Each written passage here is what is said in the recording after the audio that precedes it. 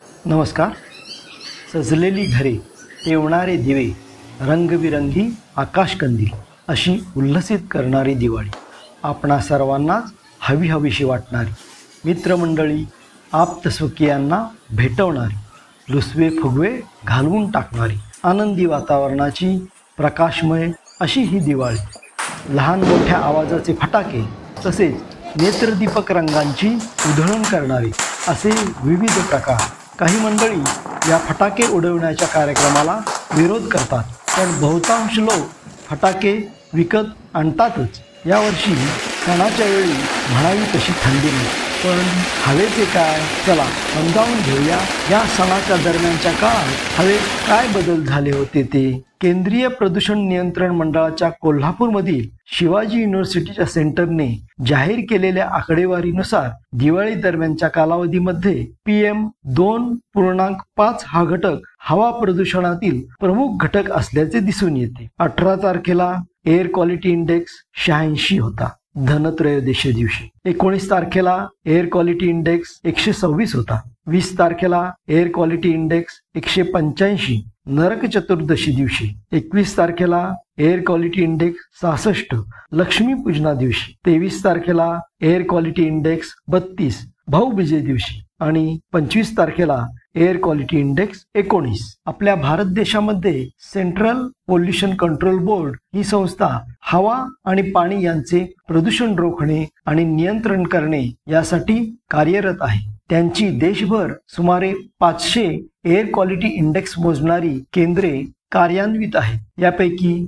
2 centres कोल्हापूरमध्ये आहेत. एक शिवाजी विद्यापीठात आणि दुसरे सिंचन भवन कोल्हापूर येथे आहे. हवेची गुणवत्ता, दर्जा एअर क्वालिटी इंडेक्सवर ठरवली जाते. याचे 6 प्रकार आहेत: good, satisfactory, moderately polluted, poor, very poor, severe. हवेचा दर्जा ठरविताना हवेत मिसळलेले निरनिराळे वायू, धातू, धूळ, धूर इत्यादींचा विचार केला जातो. यात पार्टिक्युलेट मॅटर हे देखील समाविष्ट आहे. युरोपियन एन्व्हायरमेंट एजन्सी ही संस्था या पार्टिक्युलेट मॅटर बद्दल काय सांगते? पार्टिक्युलेट मॅटर हे हवेत तरंगणारे कण, द्रवबिंदू आणि घन पदार्थांचे मिश्रण, अनेक रासायनिक पदार्थांचे मिश्रण.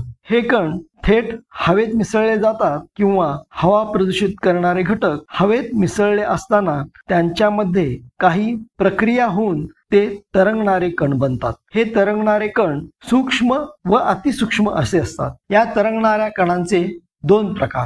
PM2.5 हे आकाराने आपल्या केसापेक्षा 20 पटीने लहान म्हणजे अतिसूक्ष्म, आणि PM10 हे आकाराने केसापेक्षा 5 पट लहान सूक्ष्म कण. PM2.5 हे कण ज्वलनामुळे तयार झालेल्या कणांचे असतात, तर PM10 हे कण बांधकामामुळे निर्माण झालेली धूळ, पेटवलेली शेते, जंगलातील आग, कारखान्यांचे धूर, परागकण इत्यादी पासून झालेल्या कणांचे असतात. युनायटेड स्टेट्स एन्व्हायरमेंट एजन्सी या संस्थेच्या म्हणण्यानुसार या कणांच्या आकारमानाचा आणि शरीरावर होणाऱ्या दुष्परिणामांचा थेट संबंध आहे. हे सूक्ष्म आणि अतिसूक्ष्म कण शरीरावर अत्यंत घातक परिणाम करणारे आहेत, कारण ते श्वसनमार्गे फुफ्फुसापर्यंत खोलवर पोहोचतात आणि काही कण रक्तप्रवाहामध्ये सुद्धा शिरकाव करू शकतात. अशा कणांनी युक्त हवेच्या सानिध्यात दीर्घकाळ राहिल्याने हृदय आणि फुफ्फुस यांना हानी पोहोचते. यामुळे हृदयविकाराने अथवा फुफ्फुसांच्या रोगाने अकाली निधन होणे, फुफ्फुसे निकामी होणे, हृदयाचे झटके येणे, दमा बळावणे, श्वसनाचे विविध रोग जडणे असे शरीर स्वास्थ्य बिघडवणारे आजार उद्भवतात.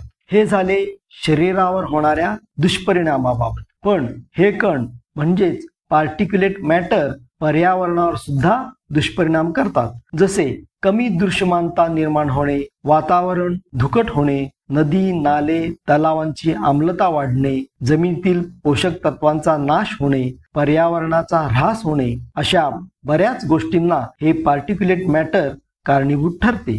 वर्ल्ड हेल्थ ऑर्गनायझेशनच्या म्हणण्यानुसार लहान मुलांच्या आरोग्यासाठी हवेचे प्रदूषण ही अतिशय घातक गोष्ट आहे. पर्यावरण हानिकारक सुद्धा आहे.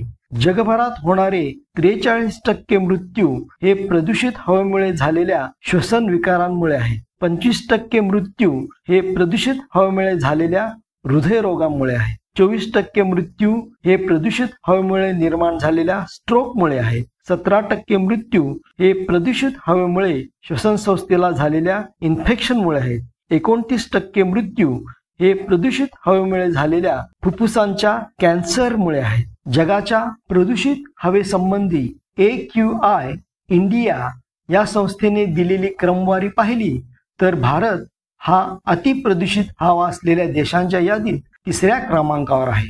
जगामध्ये प्रदूषित हवा असलेल्या शहरांच्या यादीमध्ये कोल्हापूर शहर 1402 या क्रमांकावर तर इचलकरंजी 1446व्या क्रमांकावर आहे.